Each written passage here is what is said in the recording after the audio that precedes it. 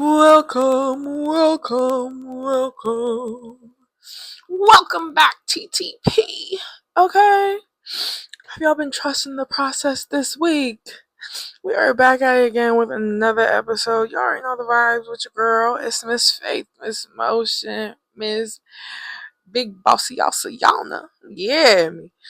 And yeah, it's fourth quarter, so every day is my birthday until the end of the year. Thank you. Thank you. First, ready for some housekeeping. How you doing? I'll give you a second. I'm so happy to hear that, and I'm so happy that things are going well. And I know that God is going to continue to blossom the seeds that you are sowing, and everything will continue to work out in your favor. Mwah. As for me, the girl is doing grand. Recently had some health issues with my heart, so I've been learning to not let nothing stress me, bro. Because stress kills, guys. Stress kills. So get your checkups and make sure that you are taking care of yourself mentally, physically, emotionally, because every aspect affects the other. But time to get into our episode. And we are talking today about comparison being the thief of joy. So let's get into it.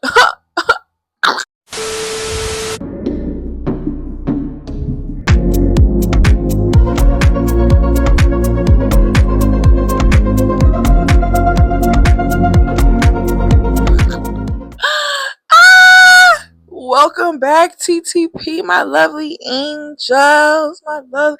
We need to do like a theme song or something. I don't know why it's taking me like 57 episodes, but your girl's finally getting comfortable around this jam. Okay. Today, oh, excuse me, y'all. It's like 12 a.m. I'm sorry. It's like 12 a.m. I've been sitting. I don't get me wrong. Today was content day, right? That's why the makeup's done. But I told myself, I was like, I look so cute. So I was just admiring myself, taking my little pictures, making sure I got all my content. And then I started doom scrolling, and I was like, oh, it's 10:30. I should probably start soon. Then it became 11, then 11:30, and now here we are. But God said we're going to get it done, so it's what? Done. Amen. So today we are going to be talking about comparison being the thief of joy. And what's my middle name? For those that may not know, Faith Joy. So of course I'm an expert. So today we are going to be reading from Galatians 6 or Galatians 4:6, if I'm not mistaken.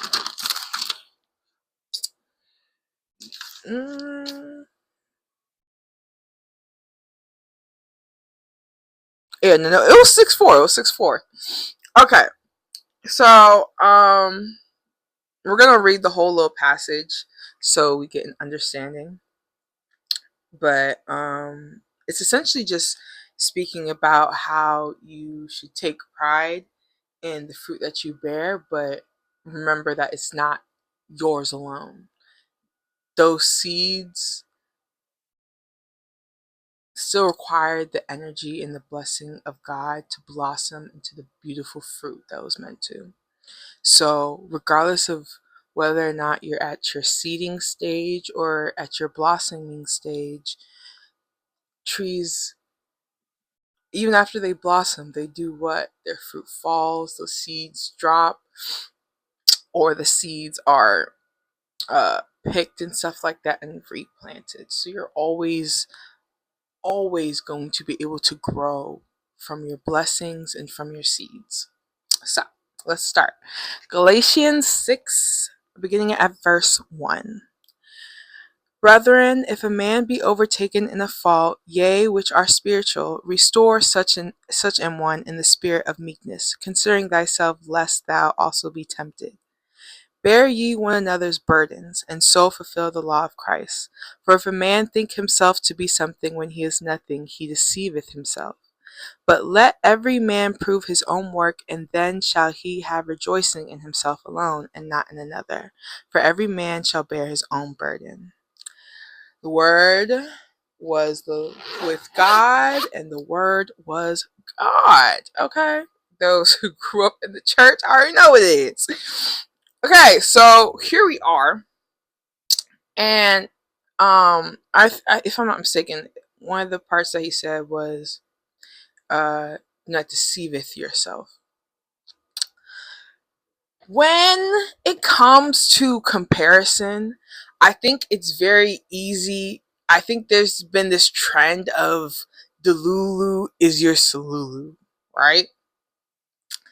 And that's just in the sense of just blind belief in manifestation, which is cool, and still possible. But that blind belief in your manifestations, quote unquote, requires a certain level of self belief also. So you can't just put stuff into the world and you're not relying on God and you expect it to happen, right? And a lot of times when we see the blessings that our peers and co-workers and family and friends, sometimes it's very easy to want what we see others having, not realizing not only what they've been through to get to that point, but what is required of them to maintain those blessings. So we ask God for things that may not even be aligned with ourselves and who we will be, but we get so caught up in the moment of what we don't have, and not realizing that that sense of lack is not just about material things. Whenever you choose to compare yourself, it's always more than just material things. Material, everything. What do I always say? Everything that happens in the physical must first happen in the spiritual. So the spiritual manifestation of envy will look like you having even when it comes to, like, sometimes we don't even mean to, right? That's why it's like comparison can be such a undercover killer of faith.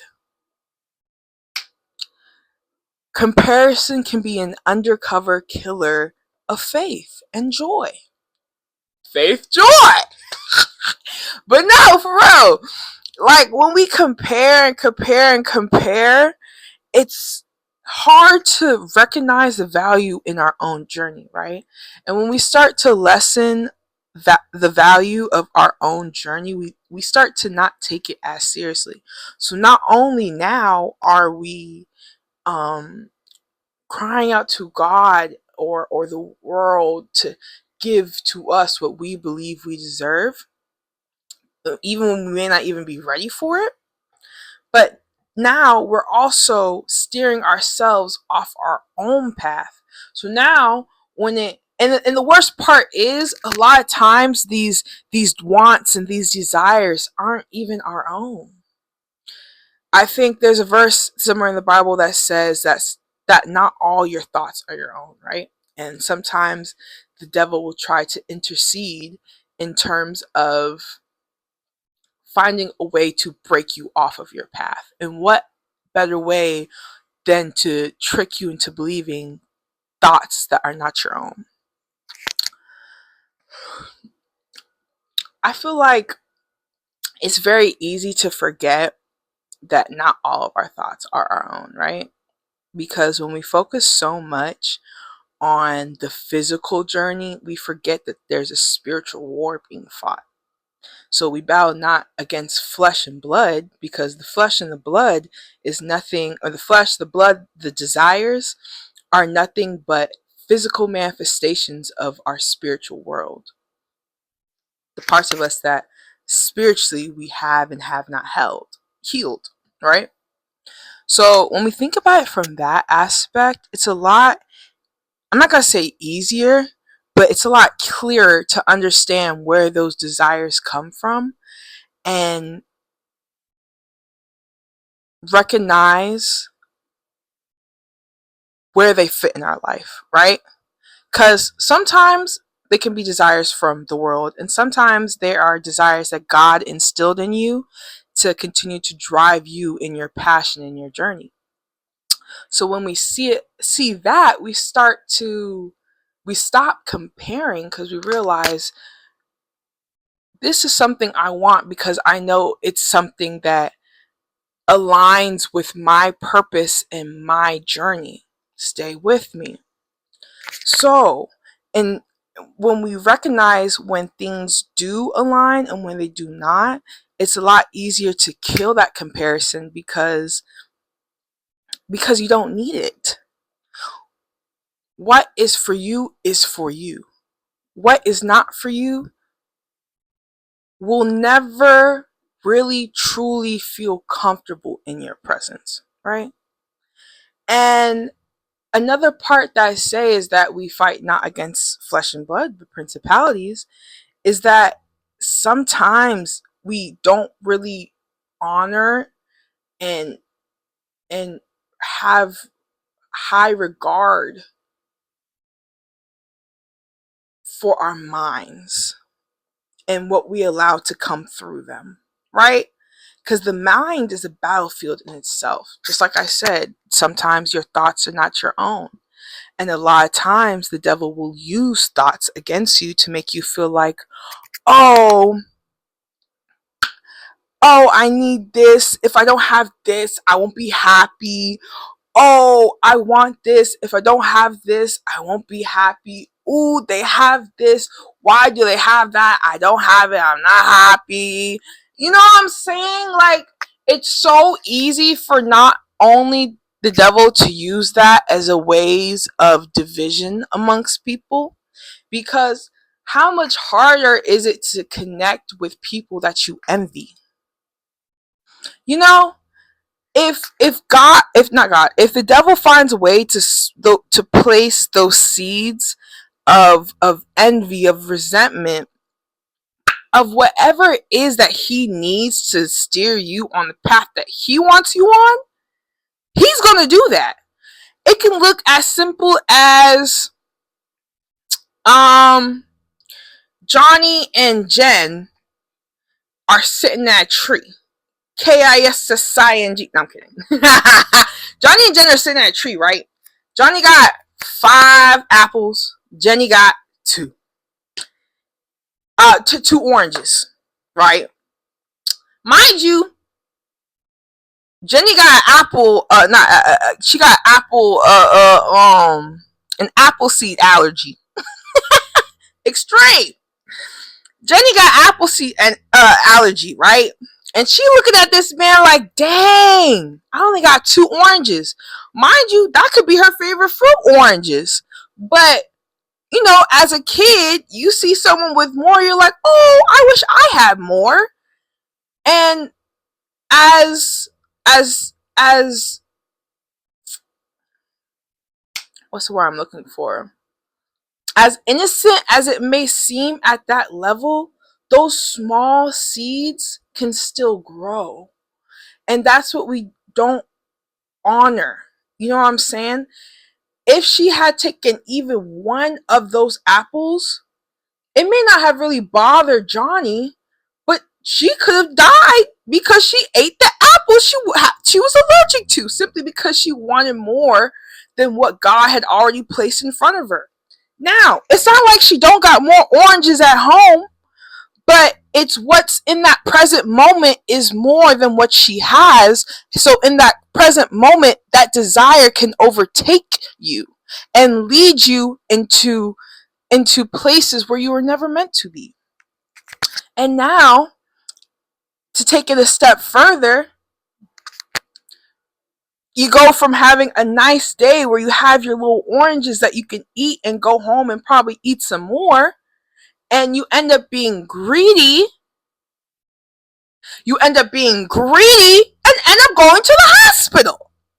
You see what I'm saying? As simplistic, that's the most simplistic way I could explain it. But in the real world, with real world and real adults, the consequences can be much graver.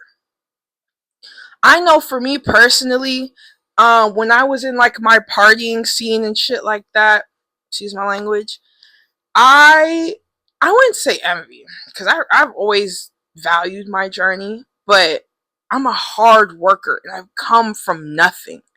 My parents came from not like we don't have nothing back home, but what was going on around that time was war. I was born during the after effects of war. It's hard to place yourself in certain positions that you've never experienced, but different people can have different realities. So for me, coming and seeing my parents build everything from the ground up, as a kid, I wanted to make sure that when I was able to put them in the position that I wanted them to be in, I had all the resources and tools that I needed. Now, in my journey, I even like now, I wish I could put my mom up in her own home and never have her pay any bills and just have her go and do as she pleases. I would love to be able to do that right now. Right now. But I also understand that God is building me up. So when He does give me the blessings that He intends to, I know how to manage it. This is the thing when it comes to comparison. Comparison blinds you. Comparison distracts you from the present development you can be doing to become the person that you were actually meant to be. Okay? The person that Johnny was meant to be, maybe Johnny was meant to create an apple seed farm, okay? And you were meant to create an orange seed farm. Just because you don't have all the things that you want in that present moment doesn't mean you won't. It doesn't mean you have to go after things that you see, not knowing how it will impact your journey in the long run. When we compare without perception, it can be a very dangerous thing. A lot of times, God steers us or tries to steer us away from certain desires or evil eyes or evil onlooking onto things or coveting. That's the perfect word. God tries to steer us away from coveting because everybody's journey has been perfectly tailored to them. Instead of seeing the people in positions that maybe you would want to be, I'm learning that the importance of respecting and honoring my values so that I'm able to do the same for others. So when I look at others, it's never no envy, ever. That's just not who I am. But just in general, like, you wouldn't feel no type of way because you would want that to inspire you. When we lead with a God centered heart and mindset, everything is meant to grow you. And when you start looking from a place of growth as opposed to lack, your whole perception changes not only on yourself, but how you view other people. When you learn to value your own journey, you learn to not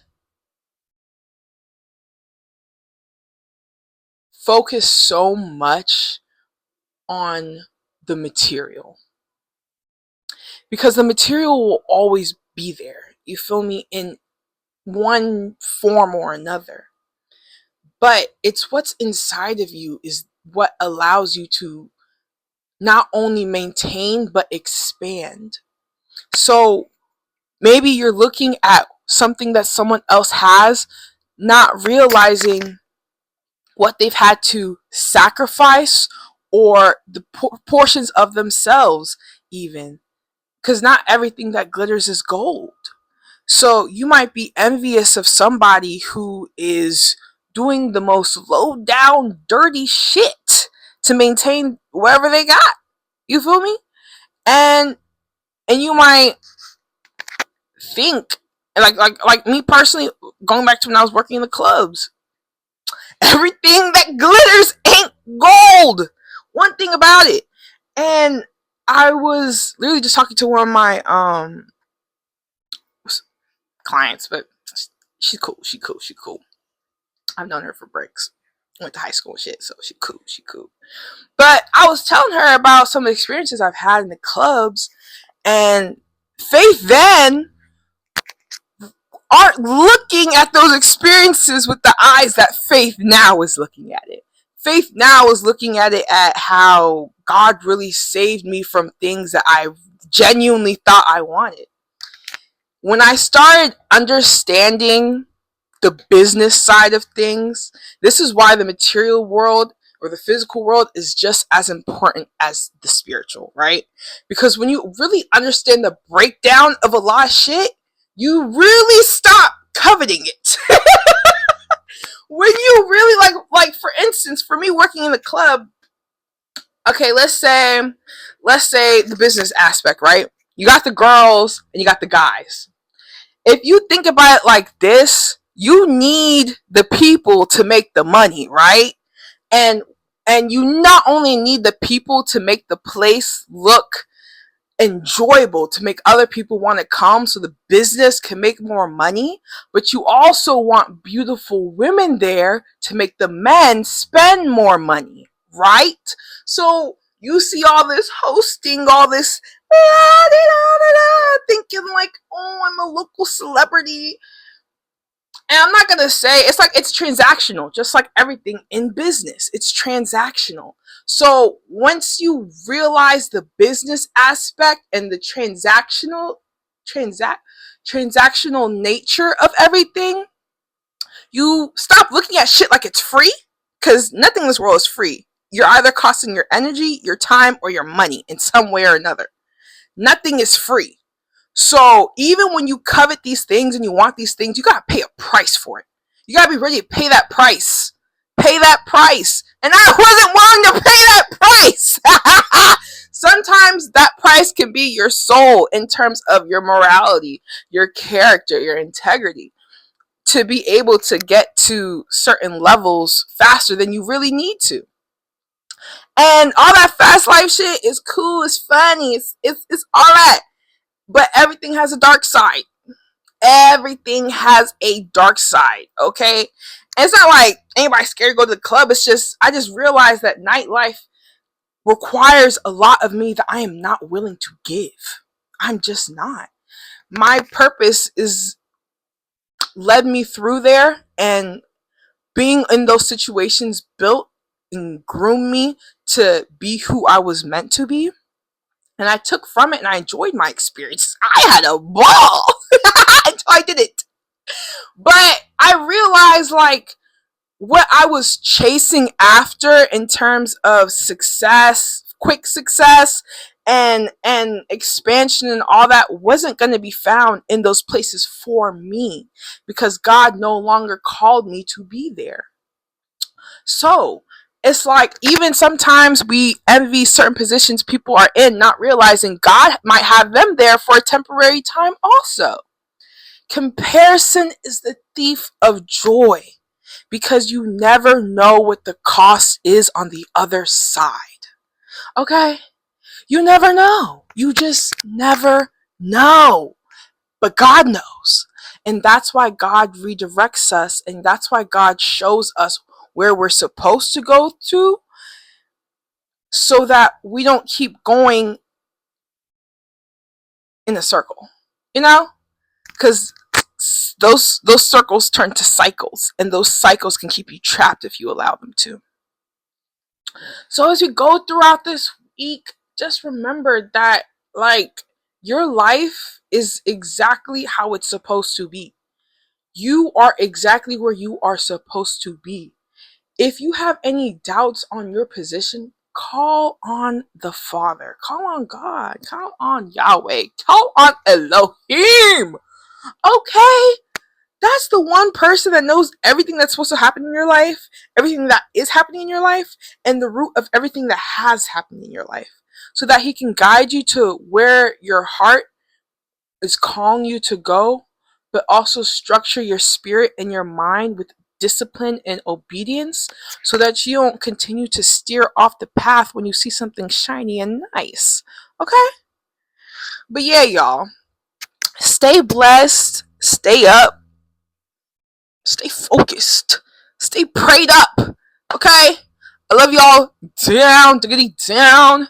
And we're gonna see y'all on the next one. Hello!